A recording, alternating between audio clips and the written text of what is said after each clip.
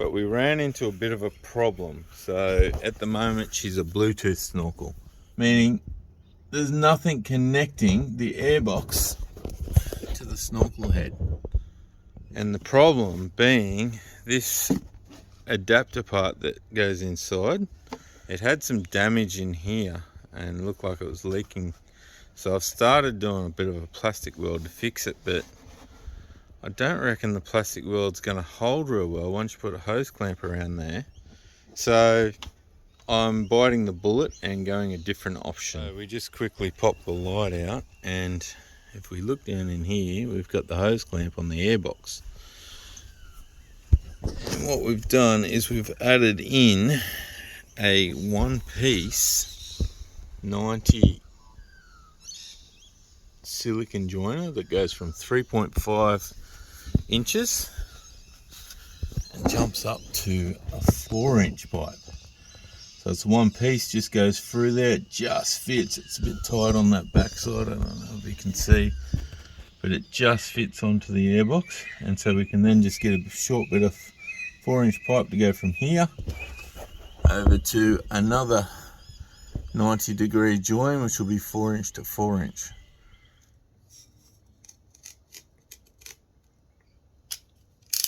Alright, let's see if this works. We'll take the hose clamp off.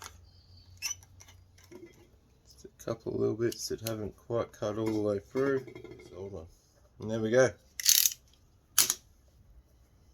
Got a section off it. Keep that. Don't know what we'll do with it one day. We might find something. Rather tight up in here to get this on. We'll keep working on it. It's just where the bend comes out, it just doesn't quite have enough room for the bend, so we'll keep working on it. See if we can get it on there, make it look alright, and then it'll somehow just got to get the pipe in between the two. We've got two 90-degree bends, and we're going to a bit of 4-inch pipe. Yeah, I know it's overkill. Probably should just went 3.5-inch pipe, something like that, or 3-inch pipe even. And then we've got a 4 to 4-inch adapter, so 100mm to 100mm adapter in there, a right angle silicon, it's anodized or aluminized, I think it is, steel, so apparently it doesn't rust out as quick. So we'll somehow try and get that in there, and next time I will go just a 3.5-inch or 3-inch pipe. It's not going to make much difference having 4-inch compared to 3.5-inch. It would have been fine.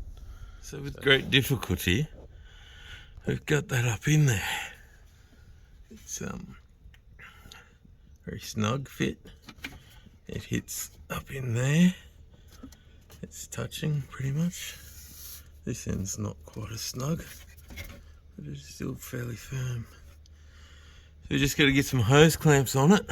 If you're gonna do this, I'd recommend probably go 3.5-inch, because you don't need the 4-inch. It'll give you 1/2 inch more room, and then you just have a 3.5-inch to 4-inch adapter here, because the snorkel head was 4-inch. But make sure you measure yours, because it might be different. And there we go.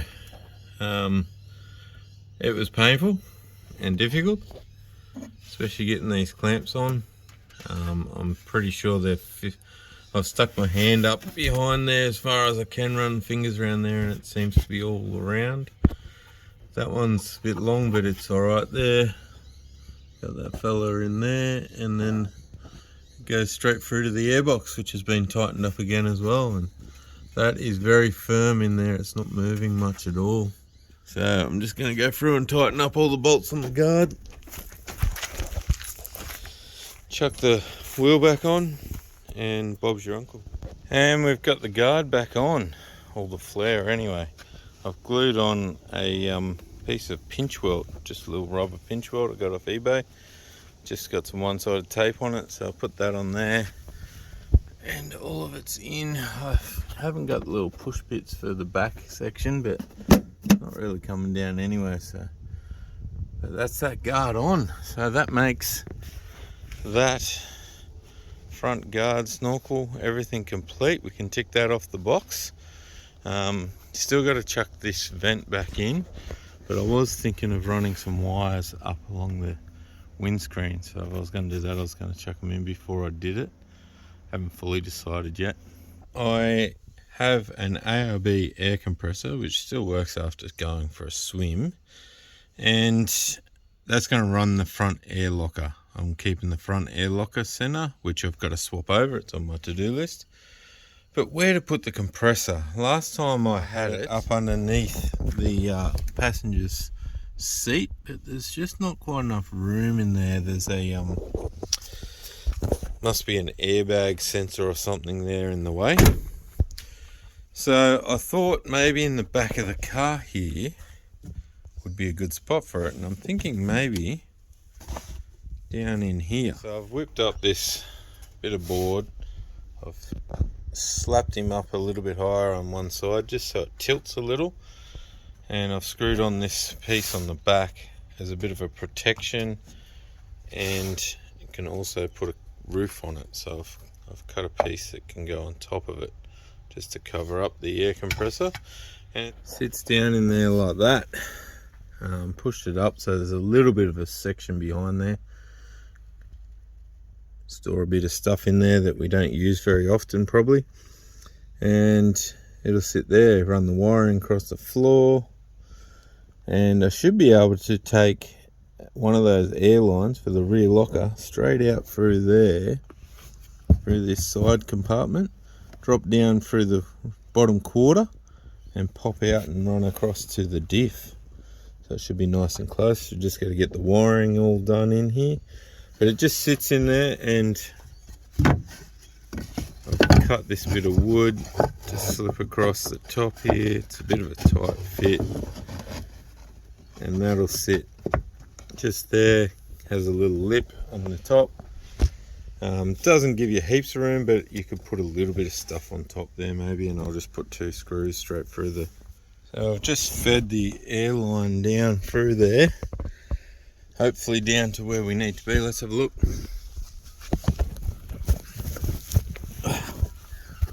There's our hole, and there's the airline. So let's just get a hold of that. So there we go. We've got it all wound in. We've got it running down the arm. So it comes down the ABS line. Just taped it to it. Bit of lecky tape. Then it runs across the top of the ABS wire, across the top of the arm, and it just flips down and then runs along the brake line to that empty spot, because this is ABS, so you got 2 separate brakes. And I've just got it coiled, and that was 6 meters worth. So perfect length. Well, tad too short, but 5 meters would have been way too short. So I'll just tape that up for now until we do the center swap. So that'll be one of the next jobs. Pull this whole front diff apart and swap centers over. Well, it's front diff stripping time. We're going to whack the wheels off this and get the axles all out, get that center out, because that's got the air locker in it, which we want to put in the new truck. And we're just going to check all the parts as we pull them out. So let's get into it. Here's all the internals of the front end. Well, most of them. Drying out in the sun, just been cleaning them up a little bit there. Still got the hubs and a few other bits in there to clean up, and we've got the front center sitting down here. I gave it a quick little clean, nothing crazy. And we degreased these 2 knuckles as well. They didn't come up real clean, but degreased them, so we'll clean them up further, hit them with the wire brush, clean them up. Probably just have them as spares. I don't think we really, I don't know, do we need to take them on? One big mess in here, but what we've been doing is setting up all the switches. So we've got the air compressor. This is an isolation switch for the winch, so you'll be able to isolate the winch. That's the front locker switch, and we got an in and out, but I think this switch is cactus because it keeps blowing a fuse on one of the circuits. We've ran all the wiring down underneath, runs in under the carpet behind there and goes up to the back battery. That's where we got it all running to at the moment. And while we're going, we've also set up a quick charger here. So it's a 3 amp charger. So that's a 3 amp charger up the front here, and it's also got a volt gauge on it. I haven't powered it up yet, so you can't see it. And there we have it, all back together.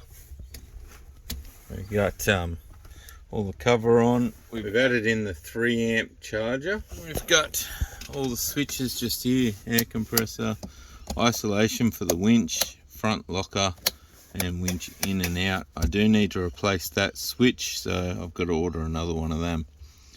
But that's another job off the list. Air compressor is effectively in. So another little job that I'm doing is changing the mounts on my rack. So at the moment it's just got that single bolt holding it on. I don't know, they're a bit dodgy looking. I didn't like the way they bolted to the gutters either. So I've got these off the old rack. They're proper nice rubber, bigger foot than the other ones. And so I've mounted them on with the same one bolt running through the top. I just had to widen that channel a bit. And then I've added a second one here, which is going through a piece of the alloy plate. And then a third one going straight through the whole box. Yeah, it's not quite 100% square now that I look at it. But yeah, I'll just widen that up a little bit. But yeah, so that's one down, 5 to go. So there you go. Roof rack is bolted on. These new mounts, replacing those old ones. Just have one outside tightening nut, but it's got a nice wide spread on the actual gutter where it mounts, and it's attached with 3 bolts. We've got 6 mounts, 3 each side, and all have the same mounting system. So nice wide section on the gutter, one outside which pulls it in nice and tight, and it's done. It's a little bit higher than the last one, but it'll do the trick. It still looks pretty good. It's not too high, not ridiculously high. You wanna love me? Well then baby I have a taste. All the highs and the lows, no you'll never be the same. I don't really wanna hurt you, but I can't control the pain. If you're sticking by my side, maybe we could be okay. Okay, maybe you could be the change I need today. I promise that I've never